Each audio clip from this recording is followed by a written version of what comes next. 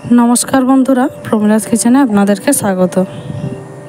आजकेर रेसिपि तेलापिया माछेर झोल। तो एखाने आमी माछगुलो आगे थेके नुन हलुद माखिए रेखेछिलाम। तारपरे एखाने आमी देखुन तेलेर मध्य आलुगुलो एकटु भेजे निচ্ছি। आमी एकटु लम्बा लम्बा करे आलुगुलो केटे निয়েছি। तारपरे एर मध्य नुन और हलुद दिए आलुटाके खूब भालो करे भेजे नेब। नुनटा आमी आगेई दिए रेखेछिलाम तेलेर मध्य, तार जोन्नो नुनटा आपनादेरके देखालाम ना। এখানে আলুগুলো আমার ভাজা হয়ে গেছে, আমি তুলে নিচ্ছি। এরপর আমি এই তেলের মধ্যে মাছগুলো ভেজে নেব। এখানে আমি 3 পিস মাছ দিয়ে দিয়েছি। এই মাছগুলোকে আমি খুব ভালো করে উল্টে পাল্টে একটু লাল লাল করে ভেজে নেব। তো এখানে আমার মাছগুলো ভাজা হয়ে গেছে, এগুলোকে আমি তুলে নেব। তুলে নিয়ে আবার যে বাকি মাছগুলো ছিল এগুলোকেও আমি ভেজে নেব তেলের মধ্যেই। দেখুন এখানে আরও মাছগুলো দিয়ে দিয়েছি, এগুলোকেও খুব ভালো করে উল্টো পাল্টে ভেজে নিয়ে এখানে আমার সমস্ত মাছ ভাজা হয়ে গেছে। এরপরে আমি এই তেলের মধ্যে রান্নাটা চাপাবো। তো তার জন্য আমি এখানে দিয়ে দিয়েছি 2টো তেজপাতা,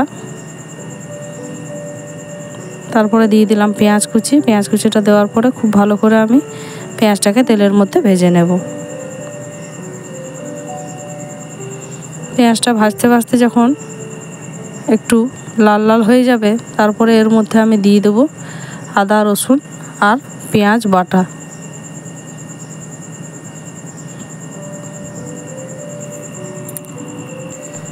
আদা রসুনটাকে খুব ভালো করে তেলের মধ্যে আমি কষে নিচ্ছি। এখানে আমার মোটামুটি কষা হয়ে গেছে। এবারে আমি দিয়ে দেব হলুদের গুঁড়ো, কাশ্মীরি লাল লঙ্কার গুঁড়ো, একটু জিরে গুঁড়ো আর একটু ধনে গুঁড়ো। তারপরে দিয়ে দেবো আর একটু নুন। যেহেতু এটা একটু আমি ঝোল ঝোল করব, তো তারপরে সমস্ত মশলাটাকে আমি তেলের মধ্যে কষে নিচ্ছি।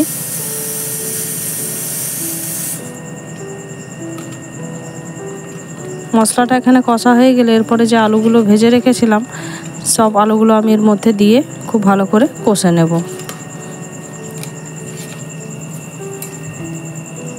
আলুগুলো আমার এখানে কষা চলছে। তো এগুলো খুব ভালো করে যখন কষা হয়ে যাবে তখন আমি এর মধ্যে জল দিয়ে দেব।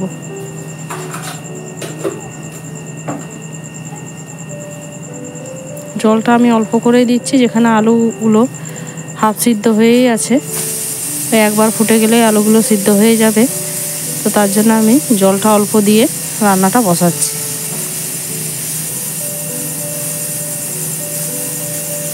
তো এখানে ঝোলটা ফুটে গেছে আর এখানে আলুগুলোও সিদ্ধ হয়ে গেছে।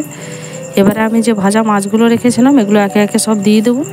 দিয়ে আবারও কিছুক্ষণ ঢাকনা চাপা দিয়ে রান্নাটা করব আমি মিনিট 5-10 মতো। এখানে সমস্ত মাছগুলো দেওয়া হয়ে গেছে।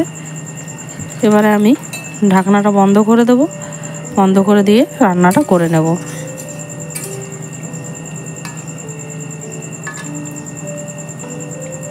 ফিরে আসছি 5 মিনিট পর। তো এখানে আমার সব কিছু খুব ভালোভাবে সিদ্ধ হয়ে গেছে। এবারে আমি একটু গরম মশলা দিয়ে নাড়াচাড়া করে নেব। দিয়ে আরও কিছুক্ষণ পর মাছটাকে নামিয়ে নেব।